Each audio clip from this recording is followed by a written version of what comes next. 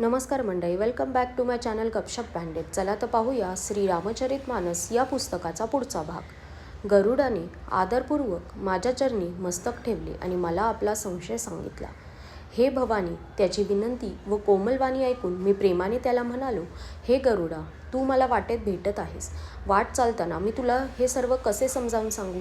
सर्व संशयाचा नाश दीर्घकाळ सत्संग केल्यावर होतो आणि सत्संगात मुनींनी अनेक प्रकारे गायलेली हरिकथा ऐकावी, जिच्या आरंभी, मध्ये व अंती भगवान श्री रामचंद्रांचेच वर्णन असते.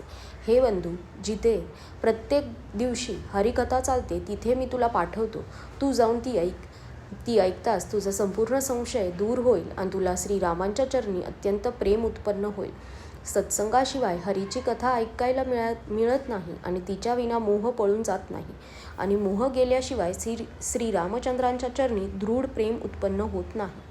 आणि अशा प्रेमाशिवाय केवळ योग, तप, ज्ञान आणि वैराग्य इत्यादी असले तरी श्री रघुनाथ मिळत नाहीत. म्हणून सत्संगासाठी असे कर. उत्तर दिशेला एक सुंदर निळा पर्वत आहे. तेथे सचिल काकभुशुंडी राहतात. ते रामभक्तीच्या मार्गात मोठे प्रवीण आहेत. ते ज्ञानी आहेत, गुणसंपन्न आहेत आणि फार पुरातन आहेत. ते निरंतर श्री रामचंद्रांची कथा सांगत असतात. तऱ्हेतऱ्हेचे श्रेष्ठ पक्षी आदराने ती ऐकतात. तेथे जाऊन श्रीहरींचे गुणसमूह ऐक. ते ऐकल्याने मोहामुळे उत्पन्न झालेले तुझे दुःख दूर होईल. मी जेव्हा त्याला समजावून सांगितले तेव्हा तो माझ्या पाया पडून आनंदाने निघाला. हे उमे, मी स्वतः त्याला यासाठी समजावून सांगितले नाही की श्री रघुनाथांच्या कृपेने मला त्याचे रहस्य उमगले होते. त्याला कधीतरी अभिमान उत्पन्न झाला असावा आणि कृपानिधान श्रीरामांना तो नाहीसा करायचा असावा. शिवाय या कारणामुळे मी त्याला आपल्याजवळ ठेवले नाही. ते असे की पक्षी पक्ष्यांचीच बोली समजतात. हे भवानी, प्रभूंची माया मोठी बलवान आहे. ज्याला तिने मोहून टाकले नाही असा कोणी ज्ञानी आहे, जो ज्ञानांमध्ये आणि भक्तांमध्ये शिरोमणी आहे. तसेच जो त्रिभुवनपती भगवंताचे वाहन आहे, त्या गरुडालाही मायेने मोहित केले होते असे असूनही क्षुद्र मनुष्य मूर्खपणाने घमेंड करतात. ही माया जर शिव आणि ब्रह्मदेवांनाही मोहित करते तर दुसरा बिचारा कोण लागून गेला आहे?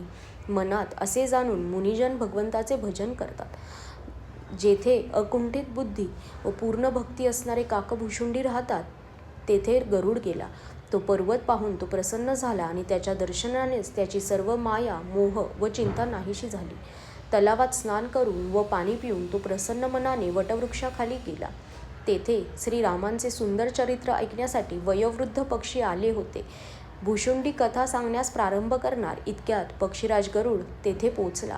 पक्ष्यांचा राजा गरुड याला येताना पाहून काकभुशुंडीसह सर्व पक्षी समाजाला आनंद झाला.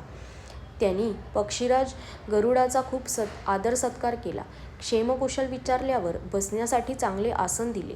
मग प्रेमपूर्वक स्वागत करून काकभुशुंडी गोड शब्दात म्हणाले, हे नाथ, हे पक्षीराज, तुमच्या दर्शनाने मी कृतार्थ झालो. तुम्ही जे सांगाल ते मी करीन. हे प्रभो, तुम्ही कोणत्या कामासाठी आला आहात? पक्षीराज गरुड गोड शब्दात म्हणाला, तुम्ही तर सदा कृतार्थरूप आहात. तुमचे मोठेपण स्वतः शिवांनी आदरपूर्वक आपल्या श्रीमुखाने सांगितले आहे. हे तात, मी ज्यासाठी आलो होतो ते सर्व काम येथे येताच पूर्ण झाले. शिवाय तुमचे दर्शन घडले. तुमचा पवित्र आश्रम पाहून माझा मोह, संशय आणि अनेक प्रकारचे भ्रम हे सर्व काही नाहीसे झाले. आता हे तात, मला तुम्ही श्रीरामांची अत्यंत पवित्र करणारी, नित्य सुख देणारी आणि दुःखसमूहांचा नाश करणारी कथा आदराने समजावून सांगा. मी वारंवार तुम्हाला हीच विनवणी करतो. गरुडाची विनम्र, सरळ, सुंदर, प्रेमयुक्त, सुखप्रद आणि अत्यंत पवित्र वाणी ऐकताच भुशुंडींच्या मनाला परम उत्साह वाटला आणि ते श्री रघुनाथांच्या गुणांची कथा सांगू लागले. हे भवानी, प्रथम त्यांनी मोठ्या प्रेमाने रामचरितमानस सरोवराचे रूपक समजावून सांगितले. नंतर नारदांचा अपार मोह, मग रावणाचा जन्मवृत्तांत सांगितला. त्यानंतर प्रभूंच्या अवताराची कथा वर्णन केली. मग मनःपूर्वक श्रीरामांच्या बाललीला सांगितल्या. त्यांच्या मनात मोठा उत्साह भरला होता. अनेक प्रकारच्या बाललीला सांगून नंतर विश्वामित्रांचे अयोध्येमध्ये आगमन आणि श्री रघुवीरांच्या विवाहाचे वर्णन केले. मग श्रीरामांच्या राज्याभिषेकाचा प्रसंग, राजा दशरथांच्या वचनामुळे रसभंग होणे, नंतर नगरवासियांचे विरह, विषाद आणि श्रीराम लक्ष्मण यांचा झालेला संवाद सांगितला.